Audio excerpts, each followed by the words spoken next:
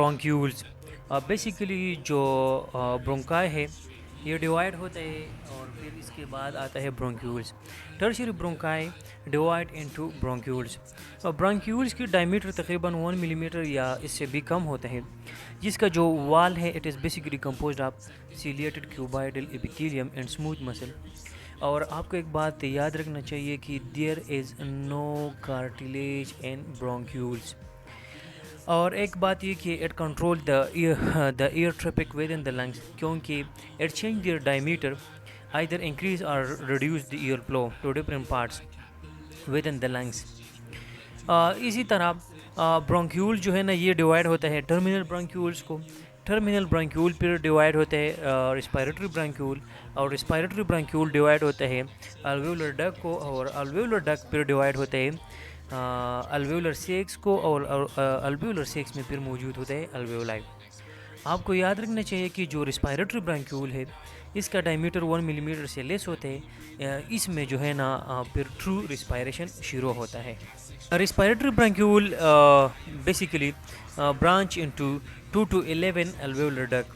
Respiratory bronchiole یہ divide ہوتے ہیں پھر 2 سے لے کر 11 تک الویولر ڈک کو, اور اسی طرح ایچ الویولر ڈک جو ہے نا یہ 5 سے لے کر 6 تک الویولر سیکس دیتا ہے.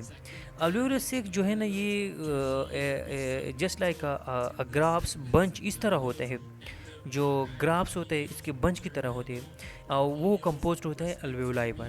اب ہم چلتے ہیں الویولائی کی طرف. Alveoli is the real gaseous exchange surface of the ling.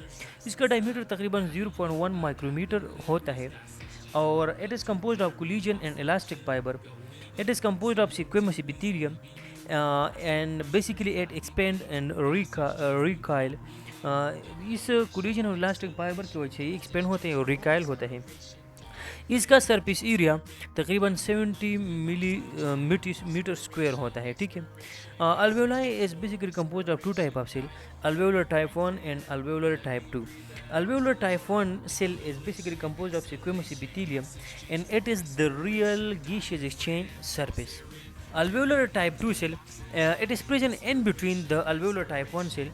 It is also called septal cell and it produces surfactant. Surfactant is composed of lipoprotein and phospholipids. Basically it reduces the surface tension and it prevents the alveoli from collapsing. یہ surface tension کو reduce کرتے ہیں اور alveoli کو collapse سے بچاتے ہیں, اس لیے جو گیسیس ایکسچینج ہے وہ ایزی طرح ہوتے ہیں. اس کے علاوہ الویولائی میں الویولر میکروپیج بھی ہوتا ہے, اور آپ کو پتہ ہے الویولر میکروپیج کیا ہے. It is basically present in second line of defence, اور یہ پیگوسائٹوسس کرتا ہے جو کہ نان اسپیسیفک ہے. جو بھی چیز آتا ہے لنگ میں جو کہ ایئر کے علاوہ ہو, ڈسٹ ہو یا ایسی بیکٹیریا ایٹسٹرا ہو, تو اس کو انگلب کرتا ہے, اور اسی طرح دے میڈ دا لنگ جرم free. Alveoli is basically surrounded by a large number of blood capillary, اور یہاں پر گیسیز ایکسچینج ہوتا ہے. جو بلڈ ہے وہ rich of carbon dye oxide ہوتا ہے, اور اسی طرح جو لنگ ہے اس میں آکسیجن زیادہ ہوتے ہیں. اسی طرح پارشل پریشر کے تھرو ایسا نہیں ہوتا کہ بس یہ ڈائریکٹلی بس ایکسچینج ہو گیا.